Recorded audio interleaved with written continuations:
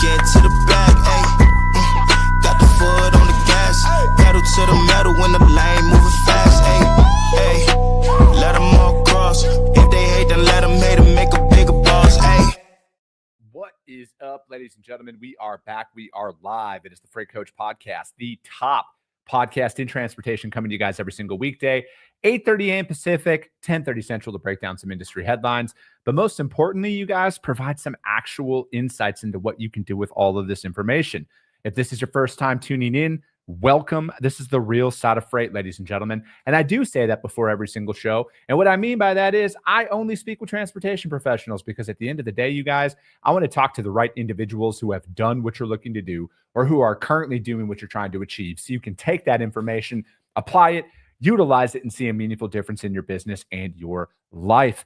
And I'm going to waste no time with my guest. He's a repeat guest, guys. We're here to talk about insurance. We're here to talk about cargo claims, all of that stuff, because this is a never-ending topic, and we always need to be more prepared on that. So I got my man Cam with Valiant Trucking Insurance on the show today. Cam, thank you so much for taking the time to join me. What's up, brother? Happy Friday. Let's go. Dude, happy Friday to you as well, man. And dude, it is. Obviously I try and get you on like once a month, because the value that you provide to the industry about just the behind the scenes insurance information that you can't necessarily get out there. But it's like, man, there's just always something that's popping up out there in regards to, you know, and especially right now with identity theft, all of that stuff. It's like, how do you actually protect your company? And, you know, we went through a situation here recently where I'm like, damn, thank God we actually vetted our carrier to make sure they were the ones who were hauling that load, because I couldn't imagine if like a double brokered carrier, something happened to the cargo. Like, did they even have insurance and stuff like that, man? So I'm like, dude, this is a great topic for today. Oh, dude, it's amazing. And I must be moving up the ranks because you got me on a Friday show, bud. Look at us. Dude, this is amazing. I didn't even know that was like a top spot, man. I just like, I think it just, I just go off of my podcast tracker. So Christian behind the scenes on my team, he just lists out all the days of the month. And then I just go in and just like fill it out. Like obviously my advertisers have a couple of days like that we set in there throughout the month. But I just, dude, if I know you're a Friday only guy now, man, then we'll just roll with it. I don't even know if it was or wasn't. Actually, I used to do, I think, sales meetings Friday morning. So it was always a conflict on that. But then I moved those to Mondays. So we're Motivation Mondays on that now, and changed up kind of the format there a while back. So, dude, I like that. And I like that shirt you're rocking as well. You guys went in and did some upgrades to the logo and everything. It looks sick, man. Yeah, man. Yeah, we're making a push. Like, we're going to start doing a lot more educational type content as well. Make a big push for social and more viral type things. And then, website refresh, redesign, logos, and just getting out there, man. I feel like the last couple years is, you know, maintenance and overhaul and build out of process procedures, and take care of obviously our current client base plus referrals that are coming in. But we all know this market sucked, man. Like, it's been a grind for everybody, not just in certain segments, but like even on the insurance piece, like, you know, non-renewals have gone up, you know, just cancellations, people going out of business. Like, there's so many things that happen. So it's like, we're just making sure we're buttoned up and bringing our best foot forward for our clients and trying to deliver the best experience we possibly can. So we've spent a lot of time fine tuning that. So I'm pivoting here a little bit on a topic of conversation, because I want to talk to you about that, right? Like, as a founder, you know, we're always going to be immune to market shifts, you know, whether it's insurance or in freight here and everything. So it's like, how do you handle that, right? Because it's like, it's easy to only post the highlight reels on social media, and I think that's like 99% of what's out there, right? It's like, I personally think 99% of social media is all bullshit lies, but there is that 1% of people that are like speaking the truth about how hard it is and like what you have to go through. And you know, a lot of it for me, man, is it's like, I like to tell the truth because I want people to not quit and know that like they're not alone. You know, like, you're not the only one who's going through it. Cause like I was talking to a buddy of mine the other day who he went out on his own. He's actually my barber. Shout out, Mike. And you know, he made a pivot here recently as well about stuff, but it's like, man, everybody goes through this stuff, right? And the most important quality in all of it is, man, you just cannot quit. Like you have to find a way to make it work. Luckily for me, so there's a really good book. I think it's Ryan Holiday. He has Obstacle is the Way, and I recommend reading that book. But my mind's always kind of been wired that way to like analyze, like take in, assess, and analyze, like whatever the, let's call it opportunity, but problem or shift or this, there's always a way to do it. And I've always, I started in insurance in 2007, and 07, 08 was our last major recession, right? For that time frame. And so everyone's getting out, people are shutting down, how hard it is, you shouldn't do this, this and that. Well, I was 20 and I didn't know any different.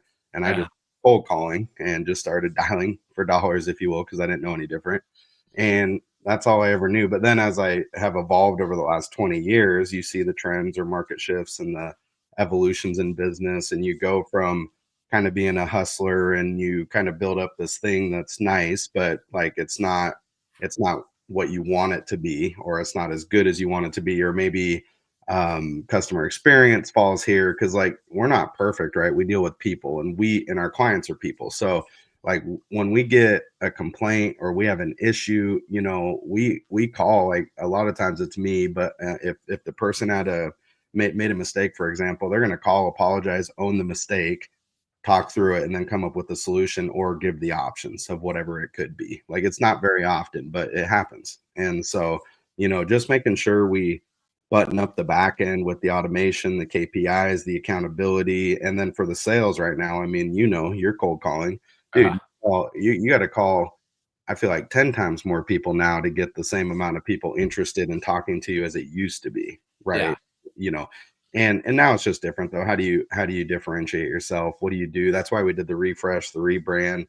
We're coming from, a standpoint of education and trying to place, good customers with the top insurance companies and making sure that they have what they actually need too. Like we're not just trying to write the account for quick commission or anything like that. Luckily, we're pretty fortunate in that sense. Like it's truly like, help us understand your goals. What are your needs? What do you have on the horizon? How do we help you get there and grow, and like kind of walk side by side or coach you sometimes even, right? We spend a lot of time coaching on business. So, yeah, man, it's been good, but it's a grind though. I mean, there's the ups and the downs and people going out of business, losing. It'd be like you losing a large lane or something. I started the last 2 years losing large accounts that just went out of business. And it was like, oh, sweet. So when you're calling these guys, and again, Sonny Sharma wants he wonders if that's a valid insurance golf hat. It's funny. Sonny is Chris asked, he goes, "Is that a Valley hat?" He goes, "I want one." I said the same thing. But I'm gonna make some calls, Sonny. I'm gonna say, you know what? I need to get endorsed by this brand. So, dude, those are sick, man. I like that. It's just a clean hat. I like how it's not like it's just not loud, man. Like I like clean, simple hats and clothes. Obviously, that's why I wear the same orange shirts every single day. But no, dude, I like when you're out there talking to these, because you're saying like these guys are going out of business, man. What is it that they're saying is the reason why? Is it more like they're just exhausted? Like, dude, I just can't put up with the uncertainty anymore. Like, is there a resounding thing, or is it like, because like, I just saw, an article the other day and I broke it down on the show, man, where it's like, dude, expenses are up like 40% in the last couple of years from and like that's repairs in everything across the board for fleets. Yeah. I mean, it's kind of a mix because obviously we're still dealing with some residual flow from like the COVID spike and the boom, right? Like the amount of new motor carriers and things that came in the market during that time was unprecedented. Like it was insane.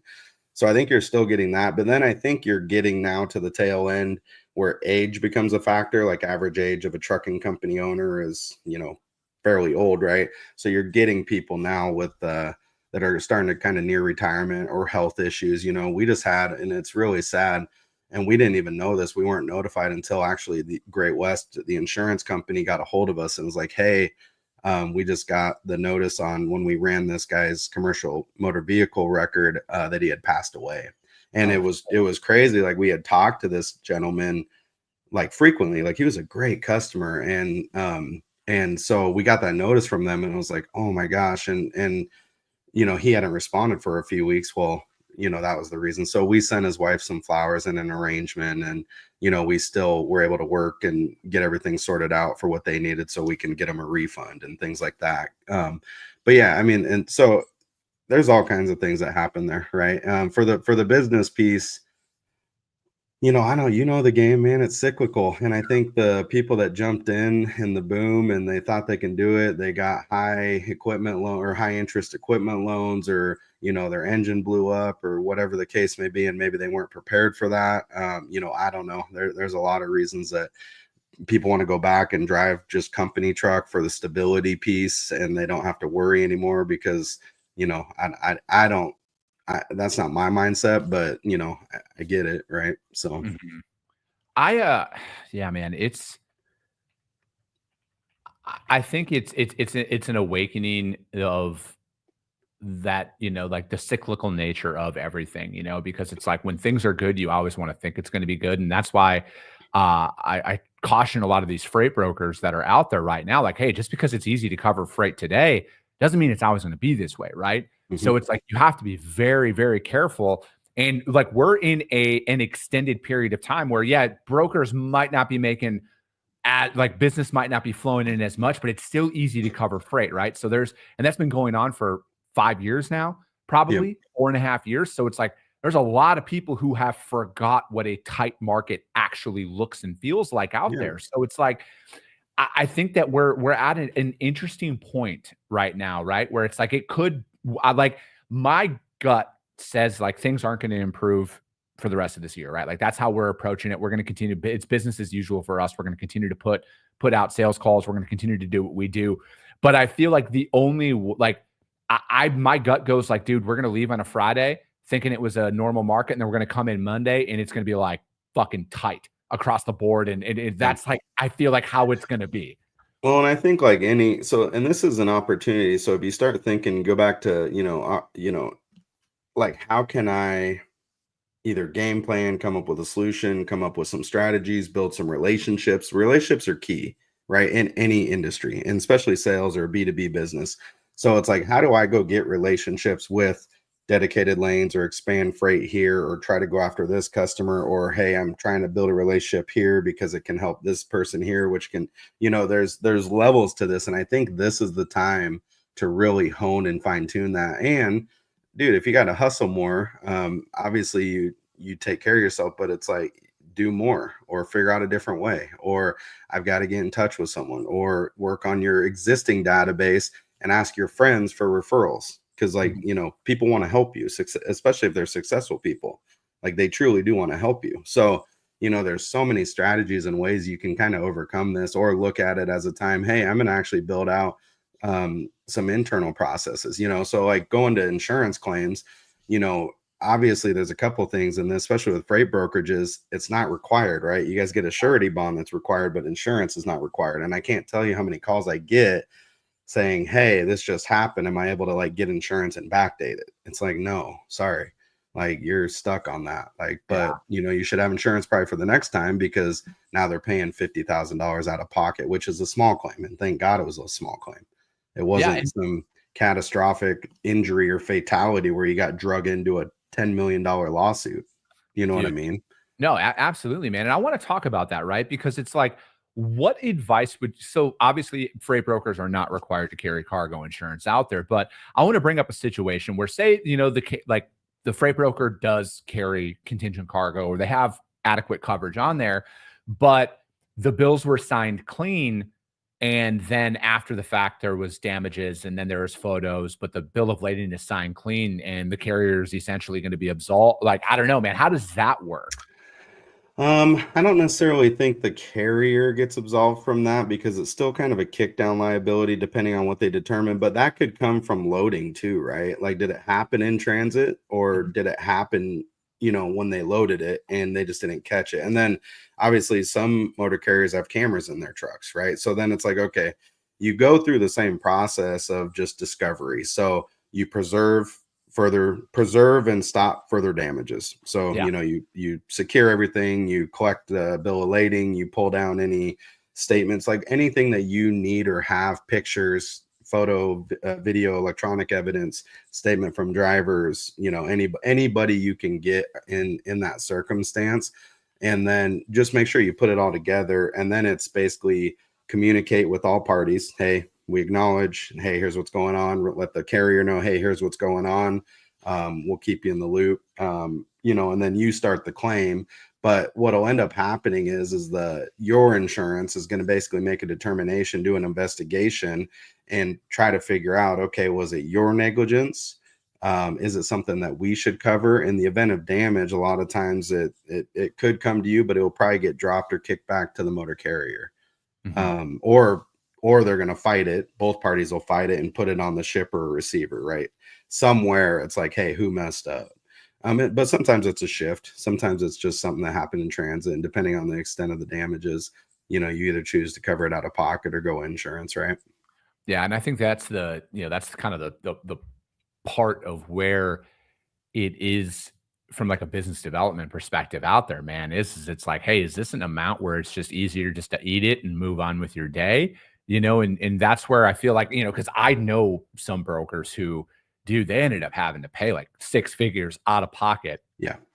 Because especially hauling equipment, right? Or machinery or things like that. Yeah, big things. This was a refrigerated load. And it was the carrier's insurance denied it. Their own insurance denied it. And they were like, it was their biggest account. They're like, we got to pay for this out of pocket.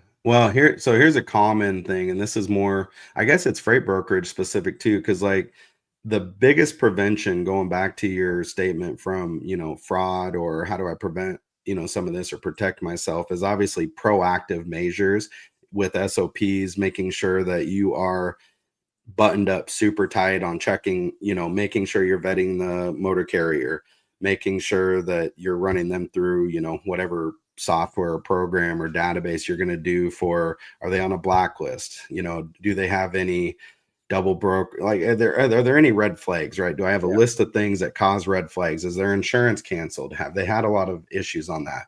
Is their safe or good, or is it bad, right? Like if you have a carrier that has safety scores and like out of service left and right, like that's not a good thing necessarily. And the carriers have to know that, because you're going to look at them and be like, bro, is my load even going to get there? Like, I don't know. Like it kind of just, so there's a bunch of things that you'll want to do to prevent that and make sure you have internal processes. So you check that stuff kind of every single time there. Right. And then I think the communication, which I know you're really good at, picking up the phone, just communicating, making sure things are moving. Obviously you can use technology to kind of track loads as well, to check on that. But so going to the refrigerated deal here real quick. A lot of the times, and this is what I see claims happen, and there's a lot of insurance companies that do not cover this, or people don't know, or, whatever the case is, it could be a wrong temp. And it could be a wrong temp just simply due to a misunderstanding from bill of lading and whatever, there's a couple things that can change, or the driver just made an error. Hey, we just put it 1 degree or 2 degrees too cold. Mm-hmm. All of a sudden it gets to wherever it's going. And who knows, I feel like sometimes it's overflow where they just want to reject it for any reason because they don't have enough room, but they'll reject the load, right, due to temp. And so let's say the load is actually spoiled. I've had this with a load of berries up here in Washington. Mm-hmm. And the broker's like, oh man, you're screwed. Like that's not covered. Like I've never had an insurance company cover this. So he called me, and I actually had him with a great insurance company. Shout out to Great West, actually, because they're probably one of my favorite companies I work with. But anyways, in this scenario, given the circumstances, and keep in mind, not every claim's the same or treated the same. It's always like you got to go through and adjust it and figure out what's what. But in this circumstance, I'm like, dude, I'm pretty sure we're okay. Like, wrong temp load is not something that would not provide coverage. Like we got to figure out what's going on. But like, I think we're all right. At the end of the day, his claim was actually covered, and his broker called me and was like, dude, I've never had a company have coverage here. Is it okay if I refer you all my customers and my trucking client, my trucking folks? And I said, yeah, absolutely. So, not every insurance is created equal, and cheap insurance isn't always good. Or when you need it, like you're not going back and being like, man, I'm so glad I saved $6,000 on this policy I bought. And then you just not covered. Right. And it's like, that's why we spend so much time understanding what our clients do. It's like, dude, I need to know what you do so I can advise you. Now, whether you choose to buy it or not, hey, at least I gave you the right advice. And if you want to take it back and go to your guy, great, or work with whoever you want. But it's like, just get the right coverage, man. That way, that's why you're getting insurance. So Yeah, Sonny brings up a good point here. E&O stands for errors and omissions, you guys. Errors and omissions. yes, sir.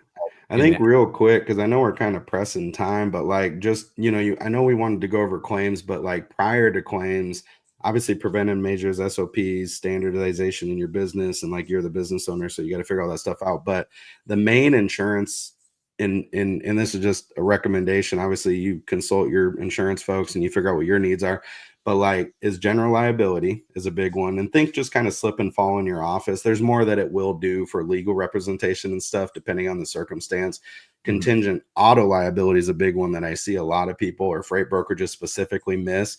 But this is getting more and more prevalent, especially if you go through Texas, Nevada, California, Louisiana, Florida, any of these like big litigious states.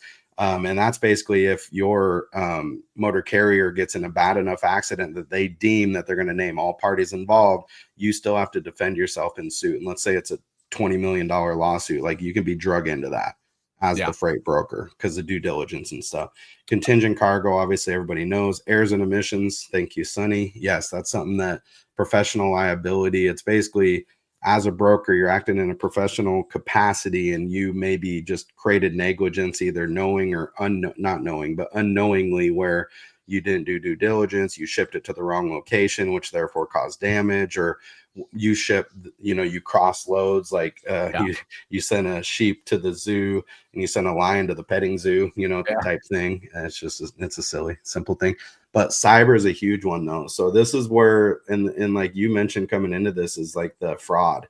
So cyber and crime insurance, so that there's, there is some obviously threat. You guys work online, you work with customers' data a lot. So like data breach, ransomware, wire fraud. I mean, you come with like, hacking incidents, fraud against you guys. So there's some social engineering coverage that sometimes can apply in the event of fraud to protect you guys for recoveries or fraud recovery and that kind of stuff. Plus, if you guys are hacked, I mean, you guys get those notices. Hey, you get 12 months free, whatever identity theft thing that they offer. You have an obligation if you are the subject of something like that. So you got to take some steps that you have to do as a business owner there that most people don't know, nor would they want to know. It's like, the insurance will just take care of that. Right. Yeah, it's dude. And that's the thing, man. It's, I look at with where we are, and you brought up about brokers being pulled in on, if that back accident's bad enough. And I think it's I think there's I didn't send you the article because I broke it down yesterday on the show, and now it just remembered. Like TQL here they just lost something in one of the circuit courts, and now it's like being here. I'm gonna pull it up here quick, but it's being pulled, like they might have to go to the Supreme Court about this. And then like CH Robinson had another one where they were pulled in it, but it's about the carrier selection strategy and stuff like that. And I mean, like I was saying yesterday, like I don't know if enough brokers actually understand how much they cannot tell a driver, like in regards to routes and directions and stuff like that, man. Like you have to be like very, very basic out there. And then another thing is, man, is you have to be able to prove that you didn't tell a driver to do something and then have them unfortunately get into an accident. And if it's, heaven forbid, it's a fatal accident as well. If it can be shown that you as the broker told them to possibly do something, like, man, you're fucked in that situation. Yep.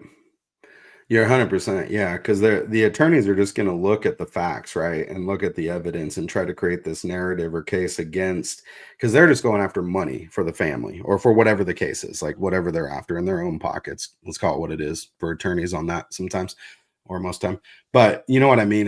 That's where vetting your motor carriers thoroughly. And if you're a specialized freight, and that's why I love and I'm comfortable with you, Chris, especially referring clients and stuff, because you're in a niche where you understand it so deeply that you would know instantly if somebody is qualified or not qualified to move whatever you're shipping, but if you're this broker that you just bid everything and you're over in the oil field here, and then you're over in cannabis here, and you're over in, you're just kind of across the board in all these different lanes It's like, well, how do you really know if this person's qualified if you don't even fully understand it? Maybe you do, maybe you're amazing, but I think specialization and do like a few different fields is really good, especially with the deep understanding and building up that Rolodex and building that carrier base, getting referrals from your customers that you trust, that you can get good word of mouth on, that can help open doors into other trucking companies or customers for you. You know, that kind of stuff's good, right? So yeah, dude, I think it's man, we're in a like this going to the if this goes to the Supreme Court, I don't know if it's actually going to make it there. But yeah, but I mean, I think it probably will, because CH Robinson and TQL are two of the brokers that were like named in these are separate cases, you guys. I put the link to the article in the chat on YouTube, and then we also have it in the show notes from yesterday. Again, I'm not here to say anything about CH Robinson and TQL as an operation in particular, but they are the named brokers in there's two separate lawsuits that are here. And based on the size of those companies, they have the lobbying power to make it get to the Supreme Court, right? So I feel like this could be one of those ones that could make it there. And I want to be, again, I hate that accidents happen and that there's fatalities out there on the road. But at the end of the day, you guys, as a broker, you need to be very aware that you could be drug into this, and you can potentially play a part in it depending on what you do and say. And again, I need to be very cautious about like what I say on here, because I don't want anybody to ever say, oh, the fucking freight coach told me to say this. But yeah. As a broker, it's like providing them with the address to the shipper is about as much as you can do in there, and like get an ETA from the driver. And you cannot say, I mean, and again, you got to be very careful about what you say at that point. I honestly think consistency and documentation are the biggest things that can help or hurt you. But if you show and maintain consistency, it's defendable. And honestly, the cost of insurance, I mean, when you're starting, let's be real, guys, when you're new and like you're grinding from the beginning and you're just getting up and running in customers, insurance is a little bit more expensive, right? It costs a little bit more, especially as an unexpected expense. But once you get established and going, and I'm saying you should still get it from the beginning, like absolutely, because you'll get put out of business quick, like very quickly if you had a claim. But you're probably looking at anywhere from 1%, maybe a little less than 1% to 1.5% of just your gross revenue for insurance costs. So if you're doing 6 million and gross sales, you're probably somewhere in the anywhere from 40 to probably 70,000 in insurance. And it's such a wide range because of obviously the unique needs for excess liability and all these different things. But like, to keep it super simple, we're working with this one customer. I think they're about 1.5 million in sales, and they have everything though. Like, this is like the full package, the full suite of everything that they need. And I want to say it was like just about 10,000 for the year for everything. Yeah. It's one of those ones, man, where it's like in a day and age as a broker where, technology, and there's a bunch of stuff being thrown at you about what you actually need. I want to keep it as simple as this for people. Like, I know it's not required by law, but like, you need a TMS, shout out Revenova, and you need insurance. Like, those are like the two things that you outside of your business license. So I don't want to fucking hear any of that stuff, but like a TMS and insurance as a broker, those are the two things you actually need. And yes, I understand insurance is not required by law, so I don't want to hear any of that either. But if we're going to go out there and make a difference in the industry and get out there in the shipper community and get real customers, man, that will be a decision on if a shipper works with you or not. I hate to break it to you and be the bearer of bad news, you guys, but the legit shippers that everybody wants to work with, you better have cargo insurance as a broker. Otherwise, you probably won't be bidding on their freight. You might be a couple instances, but like, it's not the norm out there, at least from my experience. Yep, I agree, man. No, for sure. And I mean, obviously there's payment plans and stuff. And I think it's conversations too, because like, if you come to me and you're just getting started and your exposure's, not where it's going to be eventually, or you don't have these contract needs, like, we're not going to just sell you every single thing. You can still pick and choose, and you can still make a decision as a business owner. It's just my job to educate. That's all. Or find out what your needs are and get you in the right direction and say, hey, even if we can't help you, and I've talked to numerous people where it's like, dude, your program's great. Like, your pricing's good. You know, it's like, sit tight. You know, do you trust who you work with? Do you like them? Like, you're comfortable? Okay. Like, we're, you know, keep us in mind maybe down the future, but like, you're good where you're at, bud. Like, sit tight, you know? So like, I'll review stuff and give feedback too. I mean, it's not just like we're out just to sell it and make money. I want to help. I want to bring value. So no, I love it, man. And that's one of the reasons why I love having you on the show, and love tossing people your way about it as well, man, because I know you'll take care of them, and you're not just out there to make a buck. But well, hey, dude, I appreciate it, man. How's anybody reach out to you guys to find out more about what you got going on, Cam? So probably valleytruckinginsurance.com. You can find me on LinkedIn. You can hit up Chris because he has my cell phone, so he gives that out regularly, which is just fine. Or Cameron at valleytruckinginsurance.com. You can shoot me an email, and I'd just be happy to chat or connect. Or depending on the region or state or something, I might connect you with someone closer to you too that I trust that's on my team. So perfect. Cam, I appreciate it, man. That's going to be it for today, ladies and gentlemen. As always, if you got value in what you heard, subscribe to the show. If you're feeling really ambitious after this one, which you should be, rank the show on iTunes and Spotify, because if you saw it, chances are your network's going to see it as well. I appreciate you guys. I love you guys, and we'll be talking to you soon. Came back with a bang, window down, yelling out money, anything. Hey, ooh, got the foot on the gas, pedal to the metal when I'm getting to the back.